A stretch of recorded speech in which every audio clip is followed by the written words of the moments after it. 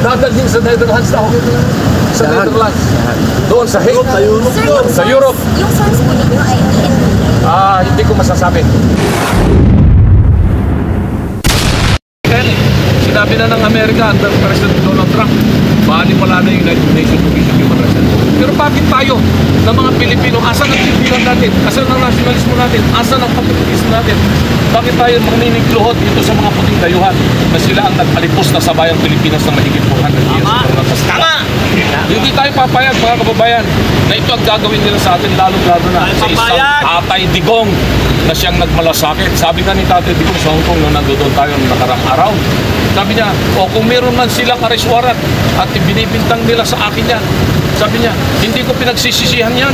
Kasi hindi ko ginawa para sa sarili ko, hindi ko ginawa yan para sa pamilya ko. Ginawa ko yan para sa mamayang Pilipino, lalong-lalo na mahihirap. Mabuhay si Duterte! Mabuhay! Maprotektahan ang ating mamayang Pilipino. Kaya sabi niya, nakahanda akong pakulong, patayin na nga ako. Gusto nila, kurkurin pa nila ako eh. Yun ang sabi ni Tatay Digong. Kaya tayo ngayon, nandito, mga kababayan, asad ang dignidad nating mga Pilipino. Mababayaan na ba natin?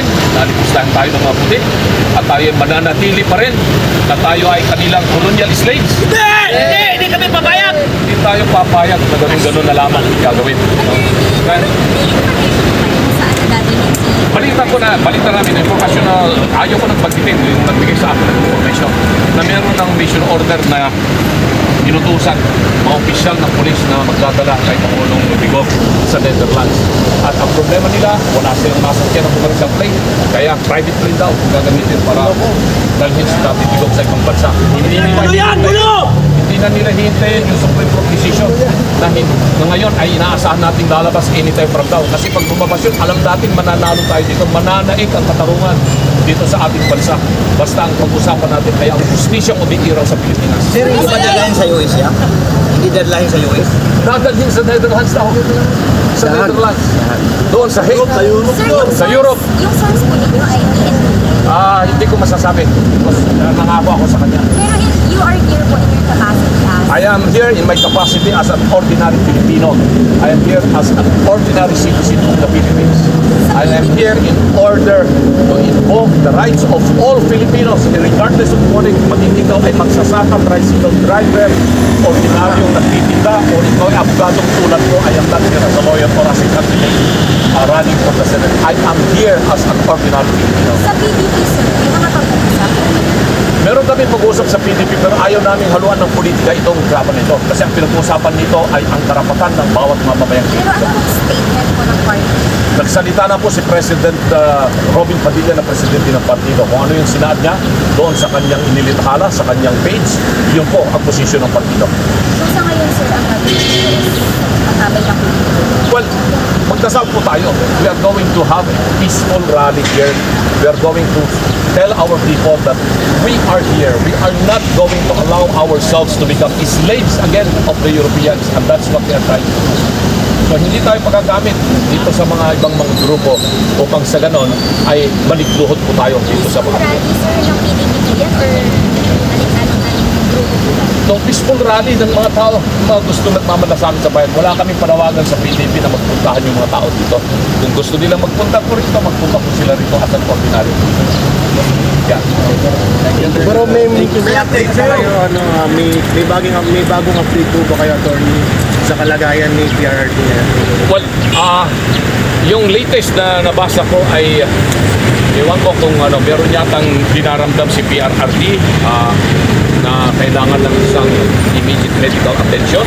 May mga information na kung gano'n ang sitwasyon ay maaaring dalhin siya sa Veterans Memorial Hospital. I really don't know if that is true or not. Wala akong source na mabe-verify yan. Pero may mga naglabasang information na gano'n. So tingnan natin kasi may mga information na pati doon sa Veterans Memorial ay may mga kapulisan na rin po doon nakabantay. Pero ang latest information nga na nakarating sa akin ay pipilitin nila na ngayong gabing ito ay madala si Pangulong Digong sa ibang bansa. At hindi na nila hihintayin yung decision ng Korte Suprema. Kasi pag nanalo tayo sa Korte Suprema, nagkaroon ng order of writ of amparo o kaya writ of habeas corpus, ay sigurado ang taong bayan ang panalo dito sa laban na ito. Attorney, last na sa mga kababayan natin ngayon, marami pong nanonood sa ating social media. Ang panawagan lamang po natin sa sambayan ng Pilipino. Magdasal po tayo, mga kababayan. Huwag po nating daanin sa dahas ito. Hindi po tayo mananalo pag merong karahasan. Huwag naman po sana tumanak ng gano'n. At masisira lang ang buhay natin Pilipinas. Nagkakawatak-watak na nga tayo dahil naman dito sa matinding labanan sa politika. At inaasahan po natin na mariresolve ito ng kapayapaan. Pero tandaan po ninyo, ang sitwasyon na ito, itong araw nito, March 11, the day of infamy in the Philippines. Itong ginawa nila kay Tatay Digong. Dahil lamang po sa political persecution, dahil lamang po sa may mga bagay na gusto nilang pagtakpan dito sa ating bansa. Kaya hinihigit nila ang pamilyang pusan nila, lalo na po si Tatay Digong.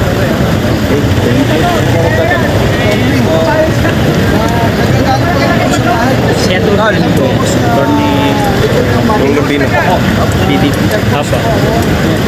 Atty. Raul Lambino, PDP Laban.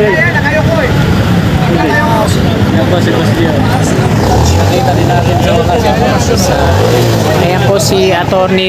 Raul Lambino ng PDP Laban. Opo. Ay, violation po yan ng karapatang pagtao. Kasi lahat naman po tayo kahit na po hindi na tagal kita dito ba yan? Pag lang po, bigyan mo yun. Ay talaga po yung ating blood sugar, ating blood pressure. So ayan mga kasikap, ayun po si Atty. Raul Lambino ng PDP Laban. Kabilang lang po siya sa mga attorney na na-interview ng media, SMNI dito sa, nandito ngayon.